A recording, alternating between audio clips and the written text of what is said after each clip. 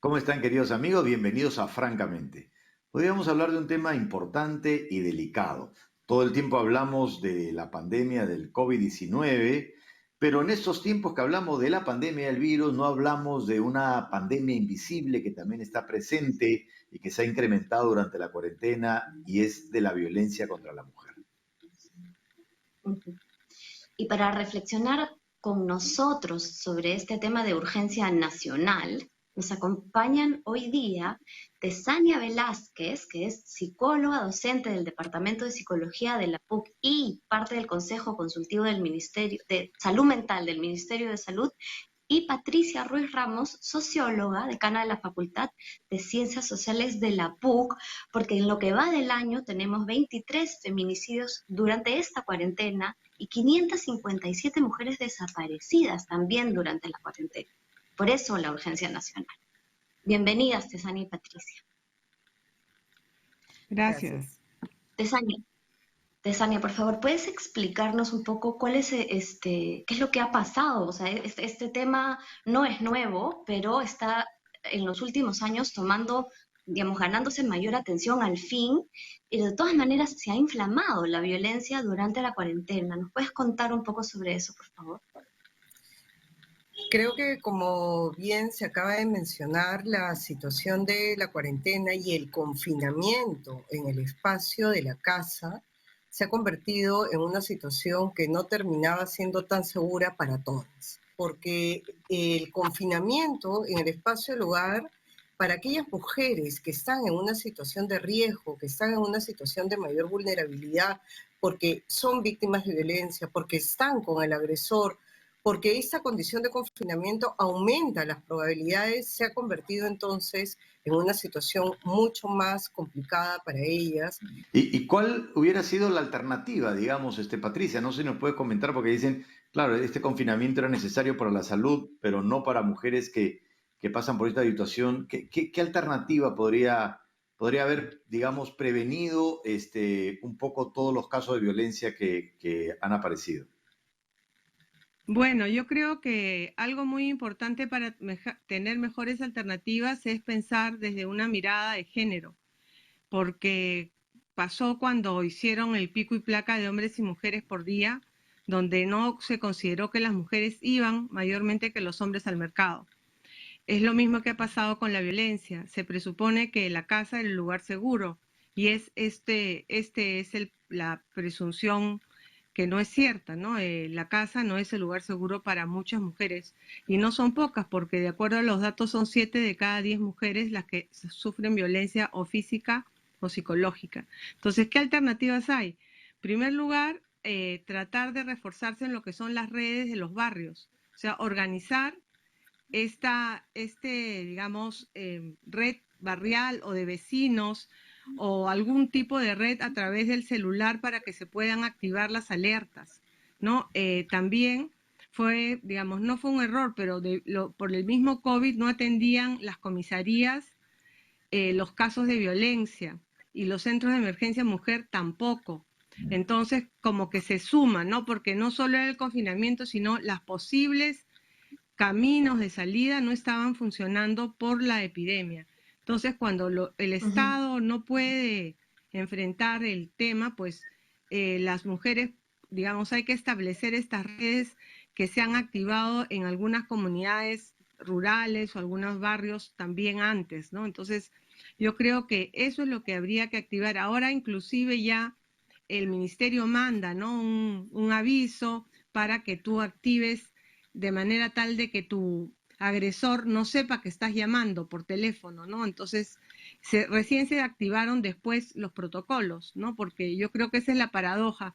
Mientras que para la mayoría de gente la casa era un lugar seguro, para las mujeres no lo era, ¿no? Y no solo las mujeres adultas, sino sobre todo niñas y adolescentes, ¿no? Y se tiene datos de que ha aumentado la violencia sexual hacia niñas y adolescentes, ¿no? Durante el confinamiento, porque también los datos, como se sabe, es que quien agrede sexualmente es casi siempre alguien pariente que vive en la casa o muy, muy cerca, ¿no? Entonces, yo creo que eso no se tuvo en la mira. Claro. Tesania, tú has mencionado hace un ratito, antes de empezar la entrevista, un número elevadísimo de llamadas que recibió la línea 100, ¿no? ¿Puedes decirnos cuánto eran? ¿Cuántas eran? Sí, durante el periodo de la cuarentena, la línea 100 ha recibido 67.712 llamadas.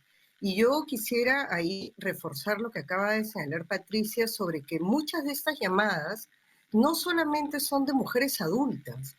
Acuérdense, y es sumamente importante recoger que una de las franjas etarias donde hay una fuerte concentración de violencia es justamente la adolescencia y la juventud. Entonces, muchas de estas llamadas son también de adolescentes, también de jóvenes, y también hay un porcentaje significativo de niños, niñas que son víctimas de violencia y que también han accedido al servicio. Porque creo que esto que se acaba de plantear ahorita es fundamental. O sea, la violencia contra los niños, la violencia sexual se da principalmente por agresores que son cercanos, que son familiares, con lo cual, además, en términos de la salud mental, lo que se encuentra es, pero si aquella persona que me debía dar seguridad no me la da, entonces mi nivel de afectación es aún mayor, porque aquella persona que debería cuidarte, que debería protegerte, es quien te agrede. Entonces, en términos de salud mental, el nivel de afectación de esa violencia que se produce, ¿no es cierto?, al interior de la familia, al interior de la casa y por miembros cercanos que son figuras de cuidado, pero que en realidad no están cumpliendo ese rol, genera un daño muy fuerte y hay que fortalecer lo que acaba de señalar Patricia sobre el tema de las redes comunitarias. El trabajo y la apuesta es para fortalecer lo comunitario. Las medidas, a veces podemos tener normas muy antes, políticas muy bacanes, pero a veces, al menos como la situación que hemos vivido ahorita, donde no había comisaría, donde no había fiscalía, donde todo se hacía, los centros de emergencia de mujeres estaban cerrados, lo que ha funcionado es la vecina. Lo que ha funcionado han sido las redes de la familia extensa, las redes de amistad, las cuestiones virtuales. Entonces, creo que también nos ha devuelto que el trabajo comunitario es lo que hay que fortalecer para hacer frente a las situaciones de violencia. ¿Y cómo se puede hacer eso, Tesania, ¿no? O sea, ¿qué implica, qué es lo que debe hacer una mujer que escucha esto para aterrizarlo en decisiones cotidianas, ¿no? Creo que hay que aprender de las experiencias que ya se vienen dando, ¿no? O sea, nos ha tomado tiempo, pero ya ahorita, por ejemplo, hay algunos programas que se están estableciendo también en algunos municipios, donde con la canasta del bono llega un mensaje, o con una canasta que reparte el municipio llega un mensaje, ¿no es cierto? Que significa, ese mensaje te da información y te dice que no tengas miedo si tú quieres denunciar o si quieres señalar, contar que eres víctima de violencia. Y ese mensaje tú se lo puedes pasar a la vecina, y ese mensaje tú se lo puedes pasar, ¿no es cierto?, a alguna persona que conozcas. Pero además también creo que los profesores, líderes, autoridades, psicólogos como nosotros, tenemos una responsabilidad. Nosotros tenemos que hablar de este tema, tenemos que informar sobre este tema, tenemos que educar en este tema. Y no solamente en qué es violencia y cuáles son los síntomas de la violencia y cuáles son las consecuencias, sino cuáles son las rutas para pedir ayuda, cuáles son las rutas de denuncia. Entonces ahí también tenemos una responsabilidad. Sí. Tal vez que, por ejemplo, ¿no? Cuando ha surgido la pandemia y la cuarentena, el confinamiento, nosotros nos hemos organizado rápido para que entre amigas te pasen qué deliveries hay, dónde están, cuáles son las tiendas. Esta es la idea de hacer también lo comunitario, ¿no? Hacer redes en el barrio para poder comunicarse en situaciones de violencia, ¿no? Y así ayudarse. Entonces creo que muchas mujeres también estaban usando el WhatsApp para poder comunicarse. Pero creo que lo importante es que, digamos, que se tome conciencia que es un problema, porque para poder hacer estrategias hay que tenerlo en la mente, ¿no? Entonces, mientras no se vea, mañana me va a tocar comentar una encuesta, ¿no? Y la tolerancia social sigue siendo alta hacia la violencia. Para denunciar hay que estar como decidido, ¿no? Y creo que hay bastante temor en las personas que son víctimas de violencia y pienso que son de dos cosas, no sé, ustedes aclárenme, ¿no? Uno, de que eso traiga peores consecuencias para ellas y o también de hacer daño al abusador que finalmente es un pariente a quien le tienen afecto, ¿no? O sea, cómo lidiar y tramitar ese sentimiento de miedo y culpa, ¿no? Sí, yo creo que por algo no se da pues las denuncias, a pesar de que, como ha señalado, hay muchísimos casos. O sea, las estadísticas hablan en nuestro país que 7 de 10 mujeres han sido o fueron víctimas de violencia, ¿no? Entonces, y la denuncia no es tan significativa porque denunciar implica no solamente confrontar al agresor, sino asumir la posición en la que una persona ha sido afectada. Y eso también es un proceso complicado, no solamente por el miedo a dañar a la persona. Hemos escuchado muchas veces el tema de si yo denuncio, ¿quién me va a ayudar con la manutención de los hijos? Si la persona va a la cárcel, ¿cómo vamos a sacar adelante a la familia? Entonces, ahí hay un tema, pero también hay otro tema más de confianza. O sea, ¿se puede confiar en las instituciones? O sea, realmente sé que voy a ir a una comisaría, me van a tomar nota, voy a poder contar mi situación, voy a ser bien escuchada. O sea, ¿podemos confiar en un país donde además la confianza está tan reducida también? Entonces, por un lado hay mucho miedo, culpa, temor por dañar a la otra persona, pero también hay duda de que realmente esa queja y esa denuncia tenga una respuesta satisfactoria. Y mira, Tesania, tú mencionaste las 67.000 llamadas, yo hice el cálculo y más o menos son 23 llamadas cada hora, ¿no? O sea, cada hora 23 llamadas. ¿Y cuántas no se darán? Pero lo que yo me pregunto es, en todos los años que tengo de vida, cuando yo era chico no se hablaba tanto de esto, ahora se habla mucho más y sin embargo las cifras van creciendo más.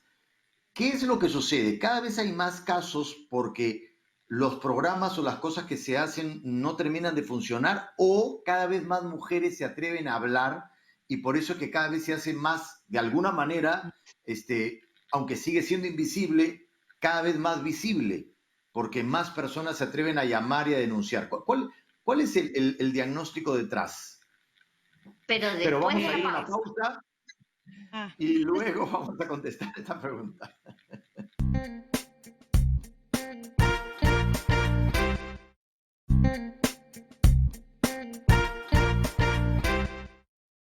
Seguimos en Francamente y estamos hablando de esta pandemia invisible de la violencia contra la mujer. Yo como el único hombre del programa estoy escuchando más, que creo que es una función que los hombres tenemos que tener en esta sociedad, más, las orejas más abiertas.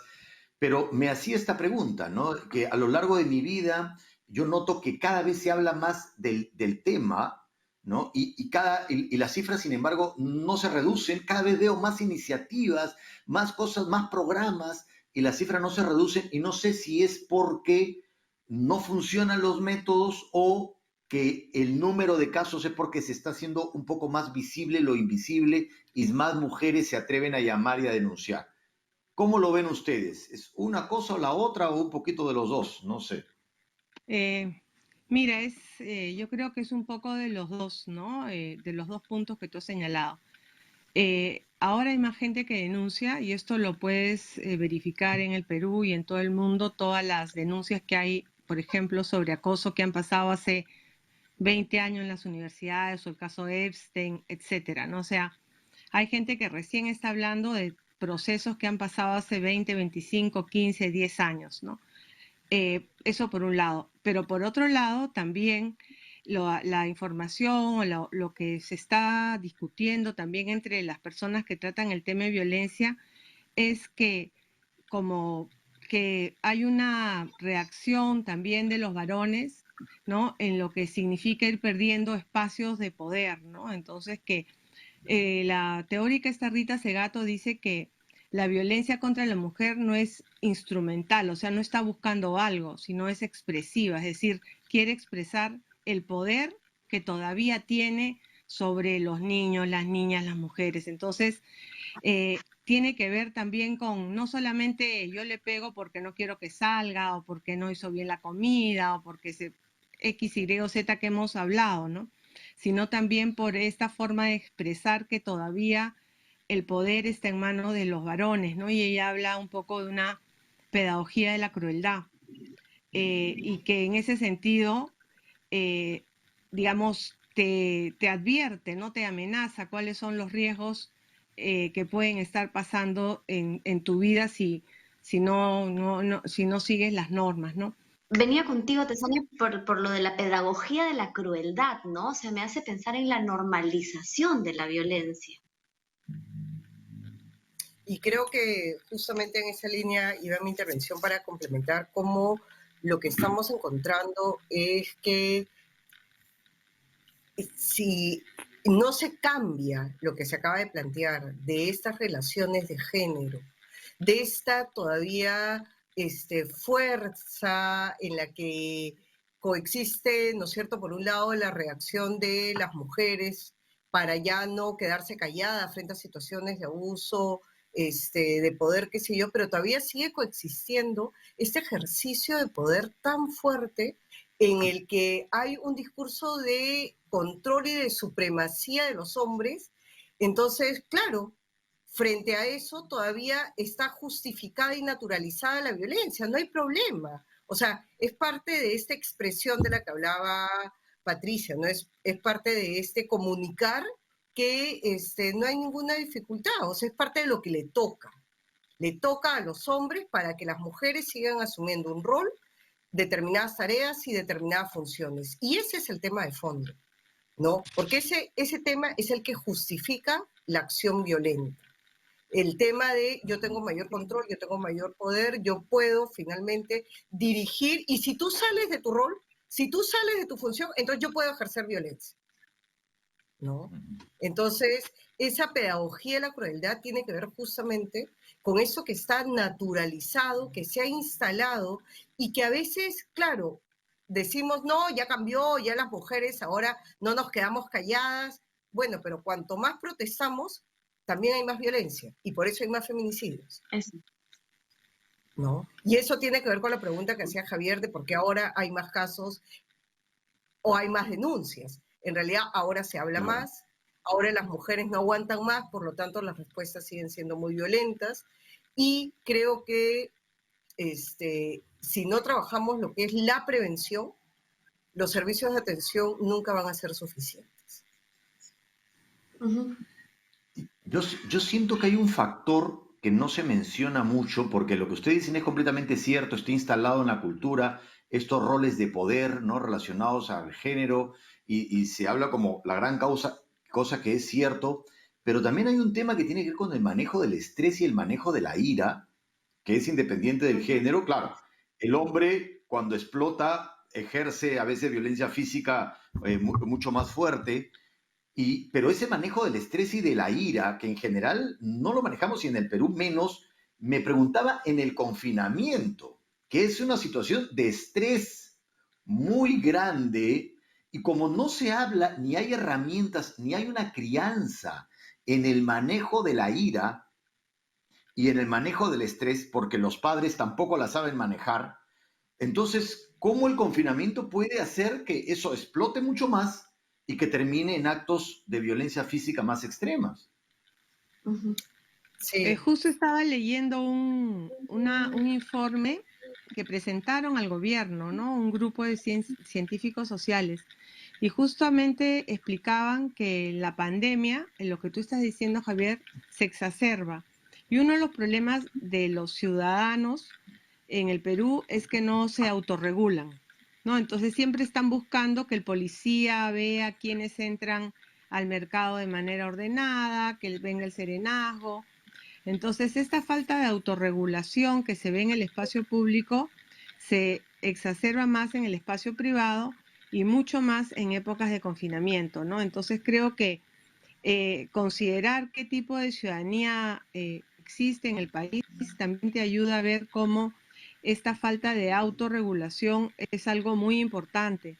Y en ese sentido yo, aunque sea otro tema conexo, sí me parece muy importante que los medios de comunicación no normalicen la violencia, ¿no? Y más bien que llamen la atención, porque cuando hay un caso violento sale la mujer que está siendo quemada una y mil veces, ¿no? Y no se hace una reflexión de que esto no debe pasar. Entonces, cada vez nuestra, vamos a decir, nuestra resistencia a lo que vemos es mayor, ¿no? Ya no nos importa, ya lo pasamos, ¿no? Entonces yo creo que hay que, digamos, recuperar la sensibilidad frente a estos casos, ¿no? Dentro de esta agresividad descontrolada también hay un machismo herido, ¿no? Yo creo que la idea de ser señalados como el enemigo, digamos, porque claro, si son los agresores, los asesinos, ¿no? Esa es la imagen que tenemos, ¿no?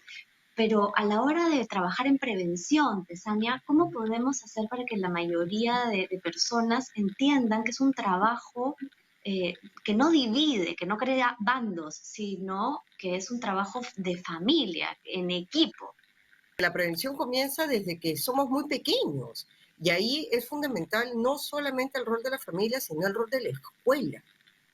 No podemos dejar fuera a la escuela cuando hablamos de temas de violencia de género.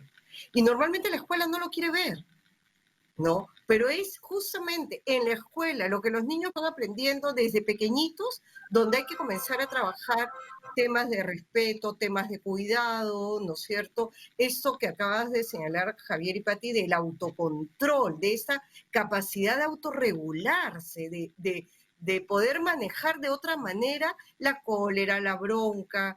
Y claro, si a eso le sumamos confinamiento de más de 100 días, no ir al colegio, no tener un espacio de catarsis como el recreo para los chicos, entonces, claro, lo que hemos visto pues son esos niños en casa que están pero como que dan vueltas y vueltas y hacen pues que las situaciones al interior de las familias también sean complicadas. Entonces, sí, obviamente el confinamiento ha aumentado las situaciones de estrés, de ira, de irritabilidad, de angustia, de incertidumbre, o sea, lo que se nos viene en términos de salud mental post pandemia va a ser realmente complicadísimo. Pero eso también lo tenemos que trabajar desde la prevención. Y cuando hablamos de prevención, hablamos de familia y de escuela. Tal vez para complementar, algo que me parece importante es también cambiar nuestro chip, ¿no? En el sentido de que se piensa que la violencia es algo privado. Entonces, por ejemplo, ¿no? La gente no llama a serenazgo o algo cuando estás viendo que al frente de tu casa están, digamos, violentando a un niño, a una niña, ¿no? Entonces, yo creo que esta idea de que lo que pasa en la casa es lo privado también genera un problema, ¿no? Porque ese es un problema de salud pública, la violencia, y uno tendría que tener la posibilidad y la convicción de que lo que está haciendo es por el bien de un niño, niña o persona, porque está siendo violentada y está afectando no solamente su dignidad, sino su derecho a una vida. Entonces hay que ver también esa brecha que hay o esa mirada que lo que pasa en la casa no es mi problema. Efectivamente, en algunas cosas no son problema de los demás, pero en casos de violencia yo creo que sí, digamos, debemos romper ese mito de que no hay que meterse en peleas de los otros. Al menos eso ayudará a que la persona que está violentada tenga respaldo, ¿no? Entonces, eso me parece importante también. Bueno,